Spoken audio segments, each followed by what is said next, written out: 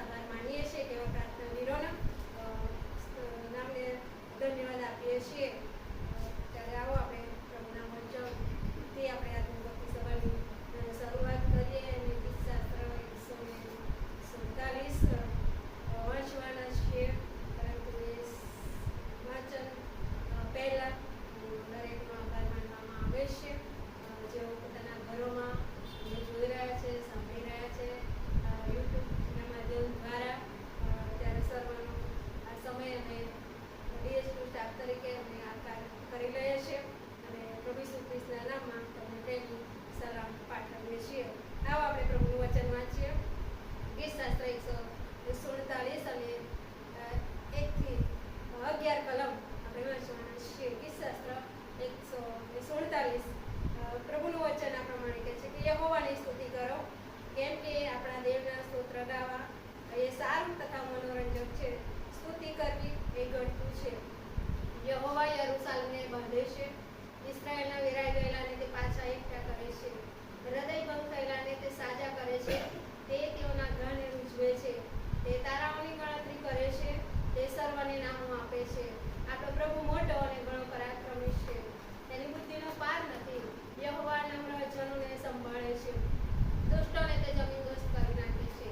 યહોવાનો આભાર માનતા માનતા ગાઓ, વીણા સાથે આપણા દેવના સ્તોત્રો ગાઓ। તે આકાશને વાદળાથી ઢાંકે છે, પૃથ્વીને સારું તે વરસાદ તૈયાર કરે છે। તે પાળો પર ઘાસ ઉગાવે છે, પશુને તેમજ પોકાર કરતા કાગડાના બચ્ચાને પણ તે ખોરાક આપે છે। તે ઘોડાના બળથી પ્રસન્ન થતો નથી, તે માણસના પગના જોરથી પણ રાજી થતો નથી। જેઓ તેનાથી બીએ છે અને તેની કૃપાની આશા રાખે છે, તેમના પર યહોવા રાજી છે। પ્રભુ આપણે સુધી તેના વચનો આશીર્વાદ કરો। આવો આપણે પ્રાર્થના કરીએ। સર્વશક્તિમાન અમારા જીવન તને પ્રેમાળ પ્રભુજી, તમારો આભાર માનીએ છીએ, તમારી સ્તુતિ કરીએ છીએ, તમારા નામને ધન્યવાદ આપીએ છીએ, કારણ કે બાપ તમે સ્વર્ગમાં છો અને મેં કરશી અને પૃથ્વી પરના અમારા સુંદર મનુષ્ય જીવન માટે પ્રભુ અમે તમારી સ્તુતિ કરીએ છીએ। પ્રભુ તમારા બાળકો તરીકે તમે સંભાળી રહ્યા છો, તમારું રક્ષણ પૂરું પાડી રહ્યા છો, તમે એમને પ્રેમ કરો છો અને માટે પ્રભુ અમે તમારો આભાર માનીએ છીએ। આભાર માનતા અને સ્તુતિ કરતા આજનો પવિત્ર દિવસ તમે અમારા જીવનમાં આપ્યો। તમારી ઈચ્છા અને યોજના, તમારી કૃપા, તમારી ઈચ્છા પ્રમાણે તમે પરિપૂર્ણ કર્યું છે, અને માટે પ્રભુ અમે તમારો આભાર માનીએ છીએ। પ્રભુ આ યુટ્યુબના માધ્યમ દ્વારા જેઓ આ મીટિંગ એટેન્ડ કરી રહ્યા છે, પ્રભુ જેઓ અમને સાંભળી રહ્યા છે, જોઈ રહ્યા છે, ત્યારે પ્રત્યેક અમારા વાલાઓને પ્રભુ વચન દ્વારા, ગીતો દ્વારા, પ્રાર્થના દ્વારા પ્રભુ તમે બધાને આશીર્વાદ આપો એવી ખાસ કરી પ્રાર્થના કરીએ છીએ। આ સમયમાં પ્રભુ તમે એમને સંભાળો, સાચવો, આશીર્વાદ આપો, તંદુરસ્તી આપો, દિલાસો આપો, સાંત્વન આપો, હિંમત અને બળ તમે આપો એવી ખાસ પ્રાર્થના કરીએ છીએ। અમારી આ ભક્તિ સભાને પ્રભુ અમે તમારા હાથમાં સોંપીએ છીએ। પ્રભુ શરૂઆતથી અંત સુધી તમારો આત્મા અમારી સાથે રહે એવી પ્રાર્થના તારના પ્રભુ ઈસુ ખ્રિસ્તના નામમાં કરીએ છીએ। સાંભળો અને માન્ય કરો। સારું, આપણે ગીતની ચોપડીમાંથી ગીત ગાવાના છીએ। ગીત નંબર 305, ગીત નંબર 305 અને શબ્દ આ પ્રમાણે છે। સ્થિર થા વિષ્ણુના પક્ષમાં, રેશમના યોદ્ધાઓ, મુક્તિની ધજા ઉચકો, સામા છે વેરીઓ, શત્રુને ખ્રિસ્ત હરાવશે, થશે રાજા પછી, ને તે પોતાની ફોજને ફતે પમાડશે। સ્થિર થા વિષ્ણુના પક્ષમાં, રેશમના યોદ્ધાઓ, મુક્તિની ધજા ઉચકો, સામા છે વેરીઓ, શત્રુને ખ્રિસ્ત હરાવશે, થશે રાજા ખચી, ને તે પોતાની ફોજને ફતે પમાડશે ની। શત્રુને ક્રિસ્ત હરાવશે, હશે રાજા કજી. ને તે પોતાની ફોજને ફતેહ પમાડશેની. દીર્ઘાયુષ્યના પક્ષમાં જંગનો સૂણો પોકાર. ચાલો આ મોટા યુદ્ધમાં ક્રિસ્તનો કરો પ્રચાર. અસંખ્ય શત્રુ સામે લડો હિંમતવાન. તમારી પાસે છે ઈસુ આગેવાન. અસંખ્ય શત્રુ સામે લડો હિંમતવાન. યુદ્ધમાં તમારી પાસે છે ઈસુ આગેવાન. ઈસુના પક્ષમાં તેના બળથી ભરપૂર. પર ભરોસો રાખો, પોતે અસજ્જરૂ. આત્માના શસ્ત્રો સજી, પ્રાર્થનામાં રહો જાગૃત. ત્યાં જોખમ હોય કે ભરત, ત્યાં હાજર રહેજો ની. આત્માના શસ્ત્રો સજી, પ્રાર્થનામાં રહો જાગૃત. ત્યાં જોખમ હોય કે ભરત, ત્યાં હાજર રહેજો ની. સ્થિરતા ઈસુના પક્ષમાં યુદ્ધ થશે ટૂંકથી. આજ તો લડાઈનો નાદ છે, કાલે જીતનારું ગીત. જીવનનો તાજ જીતનારને પ્રભુ મૂકશે માથે. તે સદા રાજ્ય કરશે આકાશમાં ક્રિસ્ત સાથે. જીવનનો તાજ જીતનારને પ્રભુ મૂકશે માથે. તે સદા રાજ્ય કરશે આકાશમાં ક્રિસ્ત સાથે. સારું, આપણે પ્રાર્થના કરીએ. આજે સાબાથવારના પવિત્ર દિવસ છે. પ્રભુના લોક તરીકે, પ્રભુના બાળકો તરીકે પ્રભુની સંગતમાં આ રીતે આપણે મળી શક્યા છે. છેલ્લા 2 માસથી જે ભયંકર પરિસ્થિતિનો સામનો આપણે કરી રહ્યા છીએ, કોરોના મહામારીને કારણે ઘણા બધા પ્રભુના લોકો એના સકંજામાં આવેલા છે. ઘણી બધી મંડળીઓમાં આપણા ભાઈ બહેનો આને કારણે, પોઝિટિવ કેસને કારણે હોસ્પિટલમાં છે. ઘણા હોમ ક્વોરન્ટાઇન થયા છે. પ્રભુના સેવકોને પણ આની અસરો જોવા મળી છે. અમારા એક પાળક સાહેબ, કેપ્ટન મનીષ સાહેબને પણ પોઝિટિવ એક કેસ આવ્યો છે. તેમના માટે પણ પ્રાર્થના કરીએ. બીજા પણ પ્રભુના એક સેવક સાહેબ છે, રેવરેન્ડ રોબિન્સન સાહેબ, તેઓને માટે પણ પ્રાર્થના કરીએ. બીજા ઘણા બધા આપણા ભાઈ બહેનો છે કે જેઓ આ દિવસોમાં આ કોરોનાના કારણે જે મહામારીનો સામનો કરી રહ્યા છે અને એક જાતનું ભયનું વાતાવરણ આપણા લોકોમાં, આપણી મંડળીઓમાં, આપણા ભાઈ બહેનોમાં અને ઘણા બધા લોકો અત્યારે પ્રાર્થનાઓ દ્વારા પ્રભુની સામે યુદ્ધ કરી રહ્યા છે. સ્થિર થાવ ઈસુના પક્ષમાં. આપણે પ્રભુના ભક્ત તરીકે ઈસુના પક્ષમાં સ્થિર રહેવાનું છે. અને આ તો એક જંગ છે કે જેની સામે લડવાનું છે. એટલે આવો પ્રાર્થના કરીએ. ખાસ આવા લોકોને માટે પ્રાર્થના કરીએ. હે અમારા જીવતા પવિત્ર પવિત્ર પવિત્ર ઈશ્વર પિતા, પ્રભુજી આજે સાબાત વારના પવિત્ર દિવસે તમારા લોક તરીકે, તમારા સેવકો, તમારી સેવિકાઓ તરીકે પ્રભુ આ એક સુંદર તક તમે એમને આપી છે કે અમે અમારા લોકોને માટે પ્રભુ નામ લઈને તેઓને માટે પ્રાર્થના કરી શકીએ. અમારી પલટણોમાં, અન્ય મંડળીઓમાં પ્રભુ તમારા સંતો સેવકો, તમારા લોકો, અમારા આગેવાનો કે પ્રભુ જેઓ આ કોરોના નામના વાયરસને કારણે પ્રભુ માંદગીનો સામનો કરી રહ્યા છે, ઘણા હોસ્પિટલમાં છે. અમારી નર્સ બહેનો પ્રભુ પોઝિટિવ કેસોને કારણે કેટલાક બધા ભાઈ બહેનો એની અસર નીચે આવેલા છે. પ્રભુ તમે વચન આપ્યું છે કે જગતમાં તમને સંકટ છે. હા પ્રભુ સંકટ છે, પરંતુ તમે અમને અભયવચન આપ્યું છે કે હું તમારી સાથે છું. એવું કોઈ પરીક્ષણ નથી, એવી કોઈ માંદગી નથી કે જેમાં પ્રભુ તમે અમારો બચાવ કરી ના શકો. અને આ દિવસો પ્રભુ જેમ ગીતમાં મેં ગાયું કે અમારે એ પ્રભુ ઈસુ ખ્રિસ્તમાં સ્થિર થવાનું છે. ઈસુના પક્ષમાં અમે છીએ કે કેમ, અમારા આત્માને પ્રભુએ પ્રશ્ન પૂછે, કેમ કે આ તો જંગનો પોકાર છે અને પ્રભુ એ જંગમાં અમે યોદ્ધાઓ તરીકે લડવાને માટે, એ મહામારી હોય, ગમે તેવી પરિસ્થિતિ હોય, એની સામે લડવાને માટે પ્રભુ પિતા અમે તૈયાર થઈએ.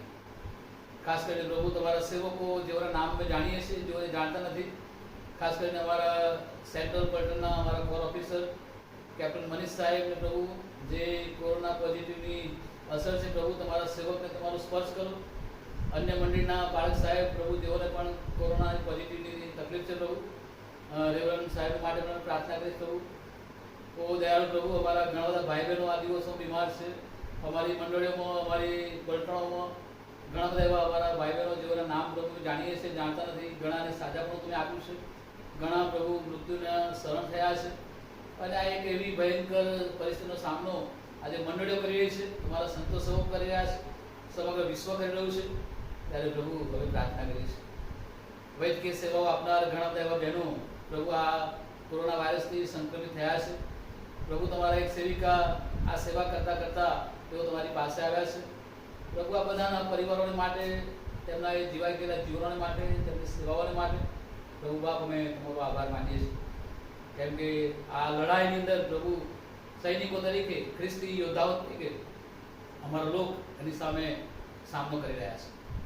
બહુ પવિત્ર ઈશ્વર પિતા, આજે સાબાત વારના પવિત્ર દિવસે અમારા પ્રભુ મંદિરો બંધ છે, પરંતુ પ્રભુ અમારા ઘરના દ્વાર તમે ખોલી નાખ્યા છે. અમારા ઘરોમાં પ્રભુ અમે તમને હાથ મારી રહ્યા છે, અબ્બા બાપ કહીને પ્રભુ તમને વિનંતી કરી રહ્યા છે. તમે તમારી પ્રજાને સંભાળનાર દેવ છો. પ્રભુ તમારા લોકોને તમે સંભાળો એવી મેં ખાસ પ્રાર્થના કરી છે. તમારા સેવક સેવિકા તરીકે આજે સવારે પ્રભુ અમારા લોકોને માટે પ્રાર્થના કરવાની માટે પ્રભુ આ તમે સમય અમને આપો છો, આ કૃપા તમે અમને આપો છો, એના માટે પ્રભુ અમે તમારા નામને ધન્યવાદ આપીએ છીએ. આજે સવારે ઈશ્વર પિતા અમારી નમ્ર પ્રાર્થના છે, જે કોઈ આ મહામારીનો સામનો કરી રહ્યા છે, જેઓને હોસ્પિટલમાં દાખલ કરવામાં આવ્યા છે, પ્રભુ એવા લોકોને અમે તમારી પાસે લાવીએ છીએ. પ્રભુ રેલવેપુરા પલટણમાં અમારા વડીલ સેવંતીબેન પ્રભુ જેઓ પોઝિટિવ છે, તેઓને એડમિટ કરવામાં આવ્યા છે. પ્રભુ તમારી સેવિકાને સ્પર્શ કરો. અમારા વડીલ જોસફભાઈ ક્રિશ્ચિયન કે જેઓ પ્રભુ એમને એડમિટ કરવામાં આવ્યા છે, પ્રભુ તેઓને પણ તમારી કૃપામાં સંભાળો. બીજા અમારા ભાઈ બહેનો જેઓને જાણીએ છીએ, અમારા ભાઈ અવિનાશભાઈ, તેમના ધર્મપત્નીને પ્રભુ દાખલ કરવામાં આવ્યા છે, પ્રભુ એ તમારી સેવિકાને પણ તમે સ્પર્શ કરો. અને બીજા ઘણા બધા સાથી ભાઈ બહેનો જેઓના નામ પ્રભુ અમે જાણીએ છીએ, જાણતા નથી, એવા બધા લોકોને પ્રભુ તમે જાણો છો. પ્રભુ તમારો વિધાયેલો ચમત્કારિક હાથનો સ્પર્શ તમે કરીને પ્રભુ તેઓને સાજાપણું આપો એવી પ્રાર્થના કરીએ છીએ. ઓ પ્રભુ, આ દિવસોમાં તમારી મંડળીઓ પ્રભુ તમે તમારા લોહીથી બાંધી છે, એ મંડળીઓને માટે પ્રાર્થના કરીએ છીએ. તમારા સંતો સેવકોને માટે પ્રાર્થના કરીએ છીએ. પ્રભુ અત્યારે સમગ્ર ખ્રિસ્તી સમાજ, સમગ્ર વિશ્વને માટે પ્રાર્થના કરી રહ્યો છે. ઘણા બધા ભાઈ બહેનો પ્રાર્થનાઓ કરી રહ્યા છે, ઘણા બધા લોકો પ્રભુ પ્રાર્થનાઓ કરી રહ્યા છે. પ્રભુ તમે પ્રાર્થનાનો પ્રતિષ્ઠા આપનાર ઈશ્વર છો, અને આ પરિસ્થિતિને તમે સંભાળી લો, બચાવી લો પ્રભુ, એવી મારી પ્રાર્થના છે. અમારા દેશને માટે, અમારા દેશના આગેવાનો માટે જે કંઈ નિર્ણયો લેવામાં આવ્યા છે, જે કંઈ પ્રજાના રક્ષણ માટે અમારી સરકાર તરફથી પ્રયત્નો કરવામાં આવી રહ્યા છે, ડૉક્ટરો પ્રભુ પોતાનો મહામૂલો સમય આપીને અવિરત સેવાઓ કરી રહ્યા છે. અમારી નર્સ બહેનો પ્રભુ સતત સેવાઓ કરી રહી છે, અને એના કારણે પ્રભુ તેઓ પણ આ કોરોના વાયરસથી સંક્રમિત થાય છે. પ્રભુ એ તમારી સેવિકાઓને પ્રભુ તમે સ્પર્શ કરો, એમને આશીર્વાદ આપો એવી પિતા અમે પ્રાર્થના કરીએ છીએ. આ દિવસો પ્રભુ જે કોઈ પ્રાર્થનાઓ કરે છે, પ્રભુ એમની પ્રાર્થનાનો જવાબ તમે આપો. અમારા બીમાર સાથી ભાઈ બહેનોને પ્રભુ તમે સાજાપણું આપો, અને પ્રભુ તંદુરસ્તીમાં આશીર્વાદ આપો એવી પણ અમે પ્રાર્થના કરીએ છીએ. આજે સવારે પ્રભુ અમે તમારા લોક તરીકે તમારા નામથી ઓળખાઈએ છીએ. તમારું વચન કહે છે મારા નામે જેવું ઓળખાય છે તેઓ મારી આગળ નમી જશે. પ્રભુ અમે તમારી આગળ નમ્યા છે.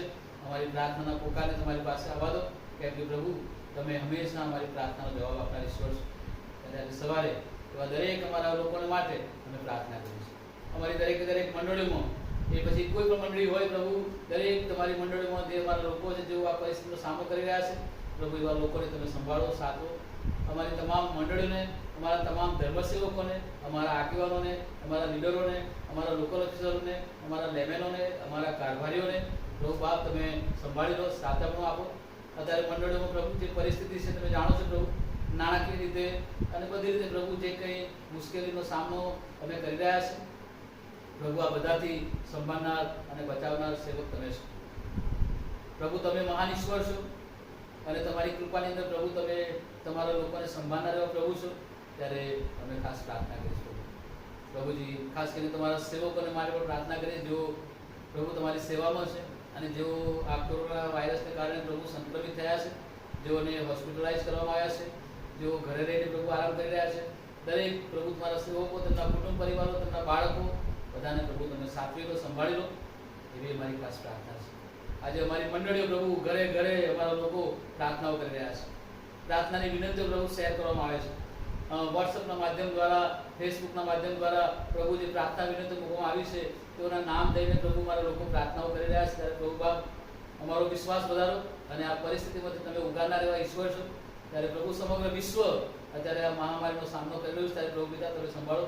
ગઈકાલે પાકિસ્તાનમાં પ્રભુ જે વિમાન ક્રેશ થયું છે, ઘણા બધા ભાઈ બહેનો પ્રભુ એમાં ઇન્જર થયા છે, ઘણા મૃત્યુને સરળ થયા છે. પ્રભુ પિતા તમે એવા કુટુંબોને પ્રભુ જેઓ હોસ્પિટલમાં છે તેઓને સંભાળો. જે મરણ થયા છે એમના પરિવારોને પ્રભુ તમારો સ્વર્ગીય દિલાસો આપો પ્રભુ, એવી અમે ખાસ પ્રાર્થના કરીએ છીએ.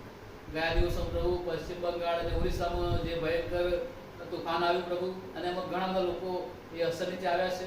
અમારા દેશ નેતાઓ પ્રભુ એને માટે જે સહાય કરી રહ્યા છે પ્રભુ, અમારા આગેવાનો, અમારા લીડરો જે ચિંતા કરે છે પ્રભુ, જે દુઃખ પ્રગટ કરે છે પ્રભુ, આ બધાને માટે અમે પ્રાર્થના કરીએ છીએ. આ એક એવો સમય છે કે પ્રભુ જેમાં તમે એકલા જ અમારા દેવ છો, કે જે અમારું રક્ષણ કરનાર ઈશ્વર છો. ત્યારે પ્રભુ આ બધી મહામારીઓ સામે તમે અમારો બચાવ કરો પ્રભુ, એવી અમે ખાસ પ્રાર્થના કરીએ છીએ.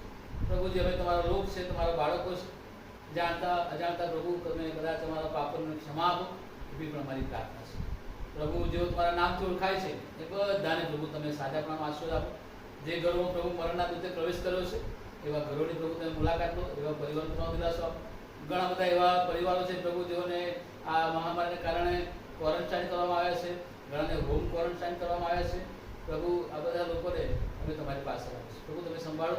માસૂમ બાળકો ઘરમાં છે પ્રભુ, એ બાળકોને તમે કાળજી લો પ્રભુ. વડીલો અમારા ચિંતાઓમાં છે પ્રભુ. આ સમય એક પ્રકારે પ્રભુ ઘણી રીતે અમે આ બધી બાબતોને સહન કરી શકીએ એવી કૃપા તમે આપો પ્રભુ, એવી પણ અમે પ્રાર્થના કરીએ છીએ. તમારા પ્રેમાળ હાથોમાં ઈશ્વર પિતા અમે અમારા જીવનો સોંપીએ છીએ પ્રભુજી. આજની આ ભક્તિ સભાને પ્રભુ પિતા તમે આશીર્વાદ કરો. આ એક સુંદર સમય તમે આપ્યો છે પ્રભુ, અમે અમારા ઘરોમાં રહીને અમારા લોકો માટે પ્રાર્થના કરી શકીએ, તમારા વચનો દ્વારા પ્રભુ દિલાસો આપી શકીએ. વચનના પ્રકાશ પ્રભુ મેં સામર્થ્ય પ્રાપ્ત કરી, બળ પ્રાપ્ત કરી, એવી કૃપા પણ તમારી પાસે માંગીએ છીએ પ્રભુજી. હવે પછીના સમયમાં અમે તમારા પ્રેમાળ હાથમાં સોંપાતા અમારી આ પ્રાર્થના અમારા ઉદ્ધાર કરતા પ્રભુ ઈસુ ખ્રિસ્તના નામે કરીએ છીએ પિતા. માટે હે પ્રભુ બાપ, પિતા, પુત્ર અને પવિત્ર આત્માના ત્રિએક નામમાં અમારી પ્રાર્થનાઓનો પુકાર તમારી પાસે આવવા દો. અમારી પ્રાર્થનાઓ તમે સાંભળો પ્રભુ, અને આકાશના દ્વાર ખોલીને પ્રભુ તમે અમને આશીર્વાદ આપો, સાજાપણાનો આશીર્વાદ આપો, સમૃદ્ધિનો આશીર્વાદ આપો, તમારી કૃપાનો આશીર્વાદ આપો, તમારી કૃપામાં રહેવાનો આશીર્વાદ તમે આપો, એવી અમારી ખાસ પ્રાર્થના છે. તમારા સમર્થ ભુજોમાં અમારા જીવનો સોંપતા આ પ્રાર્થના પ્રભુ ઈસુ ખ્રિસ્તના નામે કરીએ છીએ બાપ, સાંભળો ને સ્વીકાર કરો. પ્રભુનું વચન વાંચીએ તથા સાંભળીએ. યાકૂબનો લખેલો પત્ર, પહેલો અધ્યાય 1-4 કલમ. યાકૂબ 1:1-4 કલમ. મારા બાઇબલના પાન મુજબ પાન નંબર 226. પ્રભુનું વચન આ પ્રમાણે છે. વિખેરાઈ ગયેલા બારે કુળને દેવના તથા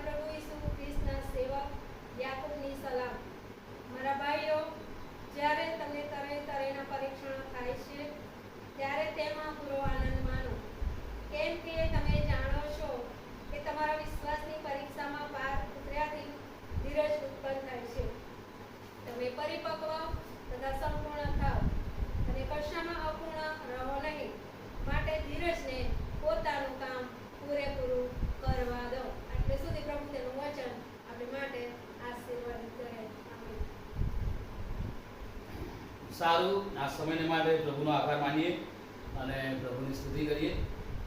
આ દિવસોમાં જે પરિસ્થિતિનો સામનો સમગ્ર વિશ્વ વાળા ભાઈ બહેનો કરી રહ્યું છે, અને એક એવી મહામારી કે જેને કારણે રોજ અને રોજ સમાચાર પત્રોમાં અને ટીવીના માધ્યમો દ્વારા આપણે સાંભળી રહ્યા છે, જોઈ રહ્યા છે. હજારો માણસો મૃત્યુનો સામનો કરી રહ્યા છે. અમદાવાદ જેવા શહેરની અંદર રોજ અને રોજ 200 કરતાં વધારે કેસો સમાચાર પત્રો દ્વારા આપણે જોઈએ છે. રોજ અને રોજ 20-25 લોકો એ મૃત્યુ પામી રહ્યા છે. અને એક ભયંકર માહોલની અંદર આપણો સમાજ, સમગ્ર વિશ્વ એ પસાર થઈ રહ્યું છે. એક જાતનો અજાણ્યો ડર એમાંથી આપણે પસાર થઈ રહ્યા છે. અને એવી પરિસ્થિતિમાં યાકૂબનો પત્ર અને તેની શરૂઆતની 4 કલમો આપણને બહુ અજાયબ જેવું આહ્વાન આપે છે. ત્યાં લખે છે કે મારા ભાઈઓ, જ્યારે તમે તરેતરેના પરીક્ષણો થાય છે ત્યારે તેમાં તમે પૂરો આનંદ માનો. કેમ કે પ્રભુએ કહ્યું છે કે આવી પરિસ્થિતિમાં હું તમારી સાથે છું. પ્રભુ આપણને એકલા મૂકી દેતો નથી. પ્રભુ આપણી સાથે છે. એ આપણા સુખમાં સુખી થાય છે, આપણા દુઃખમાં એ દુઃખી થાય છે. કેમ કે આપણો પરમેશ્વર હંમેશા આપણી સાથે અને આપણી પાસે છે. અને એટલા માટે એક વાર્તા આપણે જાણીએ છીએ કે એક માણસ ચાલતો હતો રેતીની અંદર, અને વાર્તા આપણે સાથે જાણીએ છીએ. અને માણસે કહ્યું, પ્રભુ, જ્યારે હું દુઃખમાં હતો, મુશ્કેલીમાં હતો, ત્યારે તમે મારી કોઈ મદદ ના કરી. અને એ રીતિભાઈ માણસ ચાલતો હતો, એની સાથે બીજા પણ પગલા ચાલતા હતા. અને જ્યારે મુશ્કેલ પરિસ્થિતિ આવી ત્યારે આ માણસે પ્રભુને એ પ્રમાણે પ્રાર્થના કરી, પ્રભુ, જ્યારે હું ખરી મુશ્કેલીમાં હતો, સંકટમાં હતો, ત્યારે હું એકલો હતો. અને ત્યારે પ્રભુ કહે છે કે એ મુશ્કેલીમાં એ જે તું મારી સાથે પગલાં જતો હતો અને તે જોયા નહીં, પણ એ સમય મેં તને ઉચકી લીધો હતો. હલાવ આ નાની વાર્તા આપણે બધાએ સાંભળી છે. અને પ્રભુ આપણને સંકટના સમયમાં ઉચકી લેશે. પ્રભુ આપણો હાથ પકડી લેશે. પિત્તર કહે છે કે પ્રભુ, મારો હાથ તમે પકડો. અને પ્રભુએ પિત્તરનો હાથ પકડી લીધો. આજે આપણો ઈશ્વર આપણો હાથ પકડી લેશે. પરંતુ અહીંયા પ્રભુનો સેવક યાકૂબ જે બાબત જણાવે છે કે તરેતરેના પરીક્ષણો, આ એક કોરોનાનું એક પરીક્ષણ એના લોકો પર આવી રહ્યું છે, સમગ્ર વિશ્વ પર આવી રહ્યું છે. ત્યારે પ્રભુનું વચન એનો સેવક કહે છે કે તમે આનંદ કરો. અને મારા પ્રિય સાથે આપણે જે ગીતમાં ગાયું, અને એ પણ અદ્ભુત ગીત છે. અને લખવામાં આવ્યું છે કે સદ થાવ, સ્થિર થાવ ઈસુના પક્ષમાં. ગીતની ચોપડીમાં આ ગીત એ બહુ મોટો સંદેશ છે આપણા માટે. અને એને માટે આપણે પ્રભુનો આભાર માનીએ. અને આ ગીતના શબ્દો છે કે સ્થિર થાવ ઈસુના પક્ષમાં, રે સ્તંભના યોદ્ધાઓ. આજે પ્રભુના એક સેવક તરીકે મારી તમને બહુ નમ્ર વિનંતી છે, શું આપણે ઈસુના પક્ષમાં છીએ? શું આપણે ઈસુના પક્ષમાં છીએ? જેઓ દેવના પક્ષમાં હોય એ સાઈડ પર થાવ, બાજુ પર થાવ. જૂના કરારમાં આપણે વાંચીએ છીએ. દેવના પક્ષમાં હોવું, ઈસુના પક્ષમાં હોવું, એ આપણા માટે એક ગૌરવનો એક લાવો છે. અને એટલા માટે અહીંયા ગીતમાં લખવામાં આવ્યું કે સ્થિર થાવ ઈસુના પક્ષમાં, રે સ્તંભના યોદ્ધાઓ. આપણે તો સ્તંભના યોદ્ધાઓ છે, વધસ્તંભ ઉચકીને ચાલનારા લડવૈયાઓ છે, એની પ્રજા આપણે છે. અને એટલા માટે આ ગીતની અંદર પ્રભુએ બહુ સરસ આપણા પ્રભુ ઈસુ ખ્રિસ્તને વાલાઓ આપણે પહેરી લેવાનો છે. અને આ ગીત આજે સવારે જ્યારે પસંદ અમે કર્યું ત્યારે એ મુક્તિની ધજાને આપણે ઉચકવાની છે. અને આપણી સામે એ વેરીઓ, એ પછી ભયંકર તોફાન હોય, વાવાઝોડું હોય, કોરોના રૂપી વાયરસ હોય, મહામારી હોય, ભયંકર અકસ્માતો હોય, સંકટો હોય, આપણી સામે જે વેરીઓ છે, આ બધી વેરીઓ છે. પરંતુ આપણે ઈસુના પક્ષમાં સ્તંભના યોદ્ધાઓ તરીકે સ્થિર થવાનું છે. પરીક્ષણો છે ચોક્કસ, પરંતુ એમાંથી પાર ઉતારવાનો આશીર્વાદ એ આપણા પ્રભુની પાસે છે. અને આશીર્વાદ પ્રભુ એના લોકોને આપે છે. આ એક જંગનો પોકાર છે. અને લખ્યું છે કે સ્થિર થાવ ઈસુના પક્ષમાં, જંગનો સુનો પોકાર. અત્યારે આપણે પોકારો બધા જોઈ રહ્યા છે. ગઈકાલે પાકિસ્તાનની અંદર જે ભયંકર વિમાન ક્રેશ થયું, ઘણા બધા લોકો મૃત્યુ પામ્યા. જંગનો સુનો પોકાર. કદાચ એ જંગ એ ભયંકર પરિસ્થિતિમાંથી આપણે પસાર થઈ રહ્યા એનો સામનો કરવા માટે આપણે તૈયાર થવાનું છે.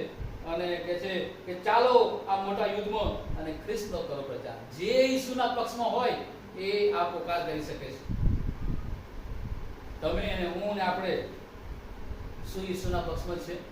અસંખ્ય શત્રુ સામે લડો થઈ હિંમતવાન, યુદ્ધમાં તમારી સાથે છે ઈસુ આગેવાન. હાલેલુયા. આપણો આગેવાન આપણો પ્રભુ ઈસુ ખ્રિસ્ત, એના પક્ષમાં આપણે સ્થિર થવાનું છે. કેમ કે એ આપણો આગેવાન છે. ઈસુ થજે આગેવાન ને અમને આગળ દોર.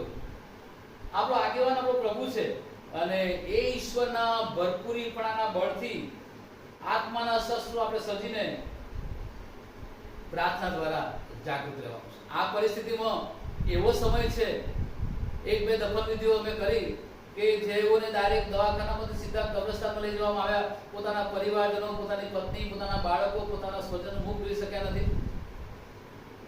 જે દફન વિધિમાં 100-200 માણસો હોય, જેની સ્મારક સભામાં ઘણા માણસો હોય, બધું અત્યારે બંધ થઈ ગયું છે.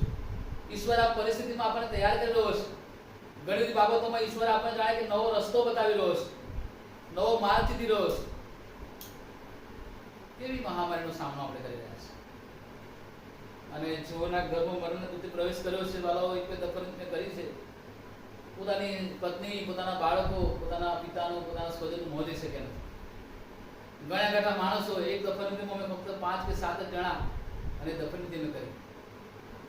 કેવી પરિસ્થિતિમાંથી આપણે પસાર થઈ રહ્યા છે. એક જાતની બીક. અત્યારે કોઈ નજીકના સગા પોતાના પરિવારજનો સાથે પણ આપણે વાત કરતા કે જોડે બેસતા આપણને બીક લાગી રહી છે. કદાચ અમે સંક્રમિત થઈશું, કદાચ અમને રોગ લાગુ પડશે, કદાચ આવી પરિસ્થિતિ સામનો. આવા ભયંકર માહોલમાં માણસ વચ્ચેનું જાણે કે અંતર વધી રહ્યું છે. આવી પરિસ્થિતિમાંથી આપણે પસાર થઈ રહ્યા છે. અને એવા સમયે આ ગીત, આપણા ગીતો વાલાઓ આપણને ઘણી બધી હિંમત આપે છે. આપણી સાલ્વેશન આર્મીના ગીતના પુસ્તકમાં દરેક ચર્ચના જે ભજન સંગ્રહો છે એના ગીતો અત્યારે આ દિવસોમાં ગીતો ઉપર પણ પ્રભુના સેવકો પ્રભુના વચનો આપી રહ્યા છે. એ ગીતો દ્વારા પણ આપણને પ્રભુ દિલાસો આપે છે, હિંમત આપે છે. આપણા ગીતના પુસ્તકોમાં આભાર સ્તુતિના ગીતો છે, દુઃખના સમયના ગીતો છે, આનંદના ગીતો છે, પ્રભુ ઈસુ ખ્રિસ્તના જન્મના ગીતો છે, પ્રભુ ઈસુ ખ્રિસ્તના દુઃખ સહનના ગીતો છે, આભાર સ્તુતિના ગીતો છે, યુદ્ધના પોકારના ગીતો છે, અનુભવ અને સાક્ષીના ગીતો છે, મુક્તિ પ્રાપ્ત કરી છે એના ગીતો છે, સ્તુતિ આરાધના ગીતો છે, બાળકો માટે ગીતો છે, જુવાનો માટે ગીતો છે, વડીલો માટે ગીતો છે. પરમેશ્વર બોલે આવો રે, તમે જે ગયડા છો આવો રે. દરેક વ્યક્તિને માટે આપણા ગીતનું પુસ્તક એ આશીર્વાદનું પુસ્તક છે. જ્યારે જ્યારે આપણા ઘરમાં છે આવા ગીતો આપણે ગાઈએ, ઈશ્વરની સ્તુતિ આરાધના કરીએ, સ્થિર થાવ ઈસુના પક્ષમાં. વાલાઓ, આપણે તો સ્તંભના યોદ્ધાઓ છે. પ્રભુનો આભાર માનીએ આપણા ગીતના પુસ્તકને માટે કે દરેક સમયને અનુસરીને આ ગીતો લખવામાં આવ્યા છે. અને ગીતો દ્વારા આપણે દિલાસો પ્રાપ્ત કરીએ છીએ, હિંમત પ્રાપ્ત કરીએ છીએ, ઈશ્વરની આરાધના કરી શકીએ છીએ, ઈશ્વરની સ્તુતિ કરી શકીએ છીએ, ઈશ્વરનો મહિમા પ્રગટ કરી શકીએ છીએ. અને ગીતો દ્વારા આપણે ઈશ્વરની આશીષ વાળાઓ પ્રાપ્ત કરી રહ્યા છીએ. અને એટલા માટે અહીંયા લખવામાં આવ્યું છે કે સ્થિર થાવ ઈસુના પક્ષમાં, યુદ્ધ થશે ટૂંક ખચિત. બહુ નજીકમાં પ્રભુ ઈસુ ખ્રિસ્ત આવી રહ્યા છે. અને એવા સમયે આ ગીત અને છેલ્લી પંક્તિમાં લખવામાં આવ્યું છે, જીવનનો તાજ જીતનારને પ્રભુ મુકશે માથે, અને તે સદા રાજ્ય કરશે આકાશમાં ખ્રિસ્તની સાથે. ભલા ભાઈ બહેનો, શું આપણે ઈસુના પક્ષમાં છીએ? અને એટલા માટે યાકૂબનો પત્ર અને તેનો પહેલો અધ્યાય અને શરૂઆતની જે 4 કલમો છે, અહીં યાકૂબ પોતે પહેલું કલમમાં જે લખે છે કે વિખેરાઈ ગયેલા બાળ કુળને દેવના તથા પ્રભુ ઈસુ ખ્રિસ્તના સેવક યાકૂબની સલામ. વિખેરાઈ ગયેલા બાળ કુળોને. જ્યારે જ્યારે વાલાઓ નાજુક પરિસ્થિતિ આવે છે ત્યારે આપણે એક થઈને એની સામે લડવાનું હોય છે. જ્યારે જ્યારે એવી પરિસ્થિતિ આવી છે, જ્યારે જ્યારે એવા સંકટો આવ્યા છે, ત્યારે ખ્રિસ્તી મંડળી તરીકે, અન્ય લોકો તરીકે, સમાજ તરીકે એક થઈએ છીએ. અહીંયા પ્રભુનું સેવક કે વિખેરાઈ ગયેલા બાળ કુળોને. ચોક્કસ એવો સમય આવે છે ત્યારે આપણે વિખેરાઈ જઈએ છીએ. એની ઇઝરાયલ પ્રજા, એના લોક, એ 12 કુળો સંબંધી અહીંયા પ્રભુનો સેવક લખે છે કે આપણે વિખેરાઈ ગયેલા કુળો છે. દરેક કદાચ પોતપોતાના માર્ગે ભટકી ગયો હોય એ માણસ બની શકે, પરંતુ એવા સમયે પ્રભુનો સેવક એના વચન દ્વારા કે એ 12 કુળને દેવ તથા પ્રભુ ઈસુ ખ્રિસ્તના સેવક તરીકે યાકૂબની સલામ એ યાકૂબ આપણને પાઠવે છે. અને એટલા માટે વચન લખવામાં કે આ જે પહેલી 4 કલમો છે એમાં આ જે વિષય આપવામાં આવ્યો છે અને ત્યાં લખ્યું છે કોણે કે 2 બાબતો અહીંયા બતાવવામાં આવી છે. કદાચ આ 4 કલમોને જો આપણે મેચ્યું હોય તો 2 બાબતો અહીંયા બતાવી છે. પહેલી બાબત એ તો પ્રથમ કસોટી અને પરીક્ષણ છે. મનુષ્ય જીવન એ સહેલું જીવન નથી બાબા, અને એમાં પણ પ્રભુની સાથે જીવન જીવવું એ સહેલું જીવન નથી. જો પ્રભુ ઈસુ ખ્રિસ્તમાં જીવવા માંગે છે તેઓએ પરીક્ષાનો સામનો કરવો પડશે. પ્રભુનો માર્ગ એ સહેલો માર્ગ નથી. પ્રભુનો માર્ગ છે સુરાનો નહીં કાયરનું કામ જોને. આ માર્ગ એક કઠણ માર્ગ છે, એ ફૂલોનો માર્ગ નથી. અને એટલા માટે ગીત શાસ્ત્ર એકમાં લખવામાં આવ્યું છે એ માર્ગ સંબંધી આપણું બેસવું, ઉઠવું, ચાલવું એ બધી બાબતો ત્યાં લખી છે.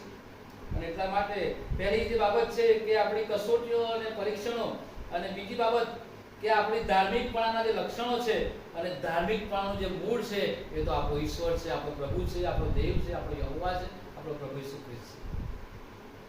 અને એ ઈશ્વરના નામની અંદર પ્રભુનો સેવક સલામ પાઠવે છે. એ વિખેરાઈ ગયેલા 12 કુળને, એ અલગ અલગ જગ્યાઓમાં વિખેરાઈ ગયા છે, સમગ્ર વિશ્વમાં વિખેરાઈ ગયા છે. આપણે મંડળી તરીકે કદાચ આવા સમયમાં આપણે વિખેરાઈ ગયા છે, આપણે આપણી પોતાની સેફટી સાચવીએ છીએ. અને પ્રભુનો સેવક, પ્રભુ ઈસુ ખ્રિસ્તના સેવક તરીકે ભલાઓ અહીંયા પ્રભુનો સેવક આપણને આહવાન આપે છે. આ પત્રની શરૂઆત એ આ રીતે કરે છે. અને એટલા માટે આપણે વચનના પાડનાર તરીકે અને ખ્રિસ્તી જીવન અને વિશ્વાસી તરીકેનું જીવન એ તો અહીંયા પ્રભુનો સેવક લખે છે પ્રમાણે કે એ રમતમાં દોડનાર એક રમતવીર જેવું છે કે જેણે કડક અને શિસ્તમય એ નિયમોનું પાલન કરવું પડે છે. આ માર્ગમાં ચાલવાને માટે એ નિયમોનું પાલન કરવું પડે છે. અને એ નિયમ જ્યારે આપણે પાલન કરીએ ત્યારે પહેલી કલમમાં કહે છે કે વિખેરાઈ ગયેલા 12 કુળને દેવના તથા પ્રભુ ઈસુ ખ્રિસ્તના સેવક યાકૂબની સલામ. પ્રભુનો સેવક એ સલામ પાઠવે છે. અને આ જે શબ્દો છે અહીંયા 2 મુખ્ય શબ્દો એક જૂથને જાણે કે એ સંબોધન કરે છે.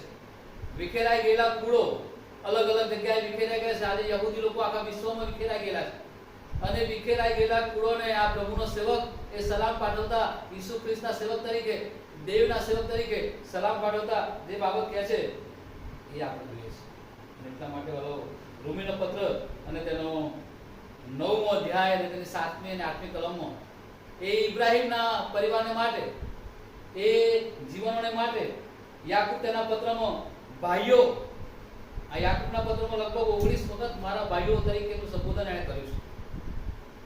અને એટલા માટે યાકૂબ તેના પત્રમાં આ સંબોધન જ્યારે કરે ત્યારે ભાઈઓ એટલે કે જો પ્રભુ ઈસુ ખ્રિસ્તમાં છે એ નામથી યાકૂબ પોતાના આ પત્રની શરૂઆત કરે છે. અને એટલા માટે આપણે આ વચનોને યાદ રાખવાની ખાસ જરૂર છે. બીજો શબ્દ છે અને તો ખ્રિસ્તનો દાસ. અહીંયા પ્રભુનો સેવક લખે છે કે ખ્રિસ્તનો સેવક તમે અને હું, આપણે બધા પ્રભુ ઈસુ ખ્રિસ્તના સેવકો, સેવિકાઓ, એના બાળકો છે, એના અનુયાયીઓ છે, એની પાછળ ચાલનાર એના લોક છે, એની પ્રજા છે, પસંદ કરેલી પ્રજા છે. ખ્રિસ્તના સેવકો તરીકે, સેવિકાઓ તરીકે આપણી ફરજ છે કે આપણે વિખેરાઈ ગયેલા લોકોને માટે પ્રાર્થનાઓ કરીએ. આપણી અલગ અલગ મંડળીઓને માટે પ્રાર્થના કરીએ. આ સમયે આપણે ખ્રિસ્તના લોક તરીકે એક જૂથમાં પ્રાર્થનાવાદી યોદ્ધાઓ બનવાની જરૂર છે. આપણે પ્રભુના લોક તરીકે સ્થિર થવાની જરૂર છે. ખ્રિસ્તના પક્ષમાં આવવાની જરૂર છે. કેમ કે આ લડાઈ સામે આપણે જો પ્રભુ ઈસુ ખ્રિસ્તમાં એના સેવકો તરીકે એક જૂથ બનીશું તો આપણે આ લડાઈને લડી શકીશું. આ લડાઈની સામે આપણે જીત પ્રાપ્ત કરી શકીશું. એટલા માટે વાળાઓ પ્રભુનો સેવક આ બાબત લખે છે. અહીંયા જે બાબત લખવામાં આવી છે કે ખ્રિસ્તના સેવક તરીકે, ત્યારે ખ્રિસ્તના સેવક તરીકે 3 બાબતો એનો સમાવેશ થાય છે. જ્યારે તમે અને હું આપણે ખ્રિસ્તના સેવક તરીકે, ખ્રિસ્તના દાસ તરીકે આપણી જાતને જ્યારે પ્રભુને આપણે પ્રગટ કરીએ છીએ, આપણી મંડળીમાં પ્રગટ કરીએ છીએ, ત્યારે આપણા પોતાના જીવનમાં, આપણા પારિવારિક જીવનમાં, આપણા પોતાના જીવન સંબંધી આ ત્રણ બાબતો અહીંયા પ્રભુનો સેવક લખે છે કે સંપૂર્ણ આધીનતા. પહેલી બાબત સંપૂર્ણ આધીનતા. પોતે દેહ હોવા છતાં, ફિલિપીનો પત્ર તેનો 2 અધ્યાય, પ્રભુ ઈસુ ખ્રિસ્તનું મન જેવું હતું એવું મન તમે રાખો. પોતે દેહ હોવા છતાં, દેહ હોવાનું તેને પકડ રાખ્યું નહીં, પણ દાસના સ્વરૂપમાં, એ દાસ શબ્દ, કદાચ આપણા ઘરે કોઈ કામવાળા ભાઈ બહેન આવતા હોય અને એમની સાથે આપણે જે સંબોધન કરીએ છીએ, એમની સાથે આપણે જે વ્યવહાર કરીએ છીએ, કદાચ એ આપણા ઘરે ઘરકામ કરનાર આવનારી બહેન હોય, કપડાં ધોવા આવનારી બહેન હોય, ઘરમાં કચરું પોતું કરનાર આવનારી બહેન હોય, એની સાથે આપણે એક માલિક અને એક દાસ તરીકેનું વર્તન કરીએ છીએ. પ્રભુ ઈસુ ખ્રિસ્ત તમારા માટે અને મારા માટે અને આપણા સહોદરો માટે એ દાસ બન્યા છે. જેમ ઘેટી પોતાના કાતરને આગળ મૂંગી ઊભી રહે, એ પ્રમાણે દાસનું સ્વરૂપ પ્રભુએ કર્યું. અને એનો પ્રભુના સેવકનો કહેવાનો મતલબ, યાકૂબ એ ખ્રિસ્તના સેવક તરીકે જ્યારે પોતાની સાથને સંબોધન કરે છે, ત્યારે પહેલા આપણા જીવનની અંદર આ ત્રણ બાબતોને આપણે યાદ રાખવાની છે કે પ્રભુના લોક તરીકે આપણે સંપૂર્ણ આધીનતામાં, પ્રભુના જીવનમાં, પ્રભુની માર્ગમાં ચાલવામાં આપણે આધીન થવાનું છે. મરણને આધીન થયા આપણા પ્રભુ ઈસુ ખ્રિસ્ત. એ તો દેવોના દેવ હતા, રાજાઓના રાજા હતા, ભયંકર ચમત્કારો કરનાર પ્રભુ હતા, છતાં પણ તમારા માટે અને મારા માટે એમણે આધીનતા સ્વીકારી લીધી. એ ચૂપ રહ્યા. હું જે છું તે છું. એમણે પોતાના બાપને મહિમામાન કર્યું, દેવની ઈચ્છાને પૂરી કરી. એ આધીન થયા, પ્રભુને આધીન થયા, પોતાના પરમેશ્વરને પોતાના આધીન થયા. યોહાનની સુવાર્તા તેનો 17મો અધ્યાય કે મારા બાપની ઈચ્છા પૂરી કરવા માટે હું આ પૃથ્વી પર આવ્યો છું. અને પોતાના બાપની ઈચ્છા પૂરી કરી. યોહાનની સુવાર્તા તેનો 3જો અધ્યાય તેનું 16મું વચન કે દેવે જગત પર એટલી બધી પ્રીતિ કરી કે પોતાનો એકાકી દીકરો આપ્યો. એ સારું કે જે કોઈ તેના નામ પર વિશ્વાસ કરે તેનો નાશ ના થાય, પણ તેને અનંત જીવન મળે. આધીનતા. અને એટલા માટે પહેલી બાબત અહીંયા લખવામાં આવી છે, અને તો એ છે કે દાસ એટલે ગુલામ, અને ગુલામની પોતાની કોઈ ઈચ્છા હોતી નથી. ગુલામ વ્યક્તિ, દાસ વ્યક્તિ, એની પોતાની કોઈ ઈચ્છા હોતી નથી. એને કોઈકના અધિકાર નીચે રહેવાનું હોય છે. તમે અને હું અને આપણે બધા ઈશ્વરના અધિકાર નીચે છે. આપણો સર્વે સર્વા એ આપણો ઈશ્વર છે. અને એટલા માટે આ પ્રભુનો સેવક પોતાની જાતને જ્યારે ખ્રિસ્તના સેવક તરીકે પોતાની જાતને પ્રગટ કરે છે, સલાહ પાડે, ત્યારે આ ત્રણ બાબતો એના જીવન દ્વારા આપણે જોઈ શકીએ છીએ. અને તો એ છે, અને પહેલી બાબત મેં તમને કહ્યું પ્રમાણે કે સંપૂર્ણ આધીનતા. શું આપણે આપણા પ્રભુને સંપૂર્ણ રીતે આધીન છે? પ્રભુએ આપણને બધું જ આપ્યું છે. સારા ઘરો આપ્યા છે, સારું પરિવાર આપ્યું છે, સારી સર્વિસ આપી છે, સારા બાળકો આપ્યા છે. કદાચ આવું હોય એના કારણે ઘણી વખત આપણા જીવનમાં અભિમાન પણ આવી જતું હોય છે. ઘણી વખત આપણા જીવનમાં અહમ પણ આવી જતો હોય છે. ઘણી વખત આપણા જીવનમાં સ્વાર્થ વૃત્તિ પણ આવી જતી હોય છે. પરંતુ આવા સમયે પ્રભુનો સેવક એ પ્રમાણે કહે છે કે ઈશ્વરના નામે સંપૂર્ણ આધીનતા એ બતાવે છે. અને આ પ્રકારની આધીનતા શું આપણા પ્રભુ પ્રત્યે આપણી છે ખરી? આ એક બહુ મોટો પ્રશ્ન પ્રભુના લોક તરીકે આપણા માટે છે. જો હું તમારો દેવ હોઉં તો તમે મારું કેટલું સન્માન કરો છો? યશાયાના પુસ્તકના 1મ અધ્યાયની અંદર એક સામાન્ય જાનવરની વાત લખવામાં આવી છે કે ગધેડો પોતાના માલિકની ગરબાને જાણે છે, બળદ પોતાના ધણીને ઓળખે છે, પણ મારા લોક જેઓ મને જાણતા નથી. જો આપણે ઈશ્વરની આધીનતામાં નથી તો આપણા દેવને આપણે જાણી શકતા નથી. જો આપણે ઈશ્વરની આધીનતામાં નથી તો આપણે ઈશ્વરના પક્ષમાં નથી વાળા. જો આપણે ઈશ્વરની આધીનતામાં નથી તો કદાચ આપણા દેવના પક્ષમાં આપણે ના હોઈ શકીએ. જો આપણે દેવની આધીનતામાં નથી તો કદાચ એ યોદ્ધાઓ તરીકે એ લડવાને માટે આપણે સક્ષમ નથી વાળા. એટલા માટે આવી પરિસ્થિતિમાં દેવના પક્ષમાં જો આપણે જોડાવું છે, દેવના પક્ષના તરીકે જો આપણે આપણી જાતને પ્રગટ કરવી છે, તો સંપૂર્ણ આધીનતા સાથે પ્રભુમાં જીવન જીવવાની જરૂર છે. બીજી બાબત અહીંયા પ્રભુનો સેવક લખે છે સંપૂર્ણ નમ્રતા. આ પણ બહુ મોટો એક આશીર્વાદ છે. સંપૂર્ણ નમ્રતા. દાસ હંમેશા પોતાને મળેલા કાર્યને પોતાની ફરજ સમજીને કાર્ય કરે છે. અને એટલા માટે આપણો માલિક એ આપણો પ્રભુ છે. અને આપણા માલિકની આગળ આપણે નમ્રતાપૂર્વક આગળ આવવાનું છે. આપણા ગીતના પુસ્તકમાં બહુ સુંદર ગીત છે, ઈસુ નમ્ર લીન દયાળ તારા બાળકને નિહાળ. જેવો આપણો પ્રભુ નમ્ર છે, તો જ્યારે ઈસુના પક્ષમાં આપણે જવું હોય તો આપણે નમ્રતા એ પ્રાપ્ત કરવી પડશે. નમ્રતા એ કદાચ કોઈ કાયરતા નથી, પણ એક ગુણ છે. તમે ગમે એટલા ધનવાન હોય, ગમે એટલે સારા ક્લાસનો ઓફિસર હોય, પરંતુ ઈશ્વરના પક્ષમાં જો રહેવું હોય તો અહીંયા પ્રભુનું વચન કહે છે પ્રમાણે આપણે નમ્રતામાં રહેવું પડશે. પ્રભુના વચનો તરફ આપણે જોવાના છે. માર્થીની સુવાર્તા તેનો 28મો અધ્યાય અને 19મી કલમ. નમ્રતાને માટે પ્રભુનું વચન અહીં લખવામાં આવ્યું છે, સાંભળીએ આપણે. માર્થી 28 અને 19. એ માટે તમે જઈને સર્વ દેશનાઓને શિષ્ય કરો, બાપ તથા દીકરા તથા પવિત્ર આત્માના નામે તેઓને બાપ્તિસ્મા આપતા જાઓ. આ પ્રભુ ઈસુ ખ્રિસ્તે આપણને ફરજ આપી છે કે નમ્ર તરીકે નમ્રતા પ્રાપ્ત કરી છે ત્યારે આપણે આપણા લોકોને એ સુવાર્તા આપવાની છે.